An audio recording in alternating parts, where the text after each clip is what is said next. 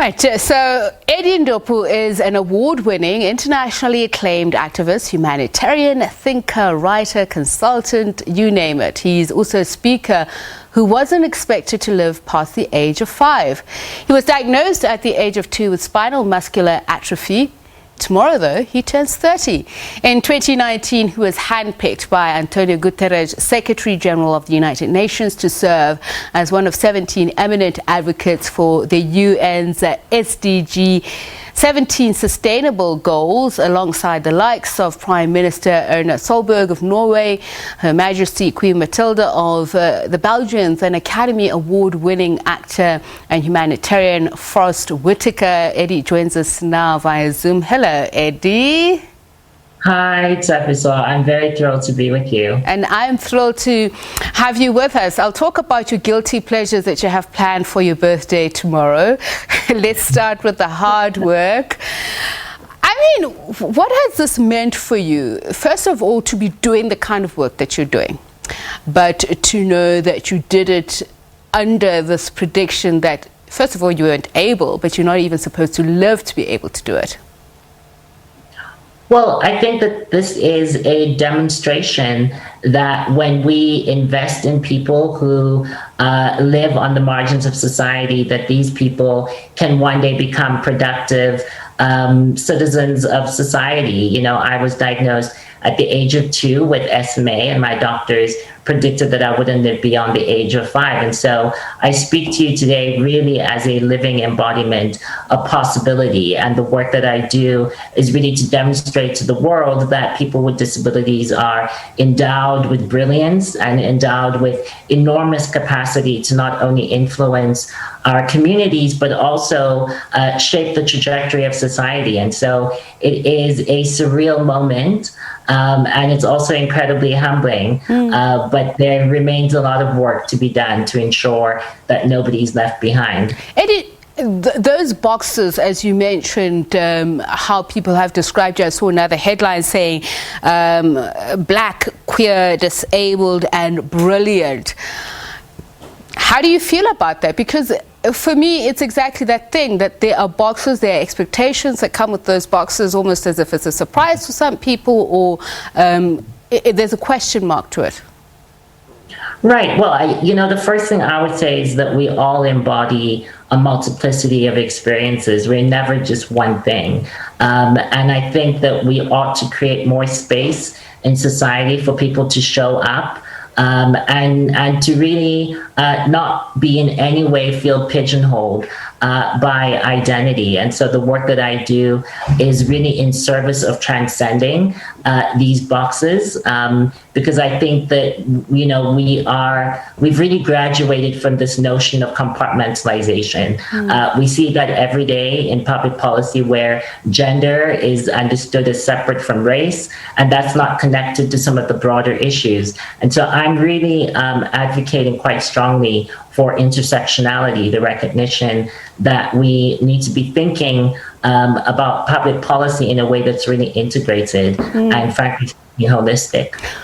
What brought you to this point? I see in your bio it says you were surprisingly diagnosed with muscular atrophy at the age of 2. When did you start connecting with what that meant, and also hearing that repeated to you that you're not supposed to live beyond the age of 5? Well, spinal muscular atrophy is a degenerative condition. So in other words, the older I get, the weaker I become. So it is a condition that really informs the totality of my existence. I'm very cognizant of the fact that I don't know how many years are left in front of me. But having said that, I think the gift of my condition has really been in the fact that I don't define life in terms of its descriptive sense, but really in its interpretive sense. So what that means, it's really about the quality of my life as opposed to the quantity in terms of the number of years. And I think that that is an incredibly generative approach to life. And it has allowed me to sort of go after the biggest and most grandest version of life that awaits me. And you certainly have, Eddie. I mean, we've been playing pictures in the background of the people that you hang out with, so to speak. You've been personally picked by the UN Secretary General to be one of only 17 advocates in the world for those 17 SDG goals.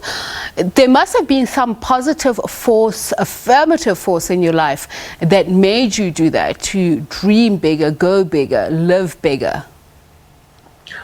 Absolutely. You know, I'm incredibly fortunate to have an incredible support structure in the form of my mother and my brother. My family has always encouraged me to really push the boundaries of possibility in my own life. And so through my advocacy, that is exactly what I try to do in other areas of my life, by really pushing the boundaries of possibility in terms of humanity's goal to achieve the Sustainable Development Agenda, and to really push the boundaries of possibility also when it comes to inclusive public policy making with respect to people with disabilities. And so the forces of possibility have not only shaped my own life, but they continue to shape the nature of my advocacy. Let's look at those 17 SDGs. For them to cease being words or monikers when we talk about development, especially in the undeveloped world, what can we do as individuals, and how can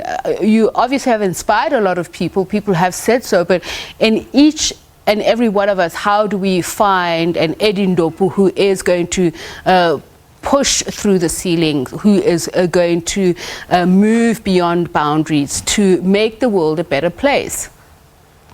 Yeah, that's a great question, Tepiso. And I think the first thing I'd say to that is that we need to understand that the SDGs are not an abstract public policy enterprise. It's really personal. It is about enabling every single one of us, regardless of who we are or where we come from. It's to enable us to breathe freely and exist with agency and dignity in the world. And so I think when we begin to understand them through that lens, we realize that the urgency to accord people with real dignity is something that we all need to be zoning in on.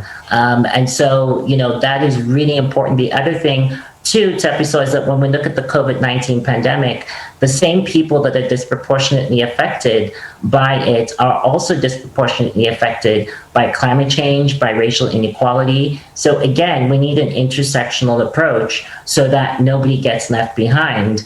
And then in that respect, we will ensure that, you know, that other eddies around the world don't fall through the cracks. And those eddies, Eddie, you know, people are on the fringes of inclusivity when it comes to public policy. You spoke about dignity. How do we better improve that without just having a token representativity on these important public policy discussions? How do we improve that? How do you're at the UN platform, how do you make leaders understand that they're not doing anybody a favor? For the world to work better, they need the perspective of the people who are most affected. That's absolutely right. It certainly isn't a favor. It is an economic, moral, and political imperative that we ensure that we don't just leave people behind, Tepiso, but that we actually create space at the decision-making table where marginalized communities can speak for themselves. As a person with a disability, I need more than just access to a ramp. You know, I need access to power. I need access to influence. I need access to the tools that will really enable me to speak up for myself and to speak up for the communities that I represent. And so I think that it really is about representation at all levels of decision making, particularly at the very top of that. Eddie, we've run out of time very quickly. So you're turning 30 tomorrow. Any big thing that you're planning or you're hoping to do to mark 30? Yes, I am. I will be in conversation with Dr. Pumzile Mnambomuka. I call her Mampi. At 4 p.m., we'll be having an online discussion about celebrating the power of the human spirit. And so it's a full circle moment for me, and I couldn't be more thrilled. Thank you so much, and best wishes to you ahead of tomorrow. Thank you, Eddie. Eddie Ndopu is award-winning, internationally acclaimed activist humanitarian. He's also one of only 17 UN SDG advocates.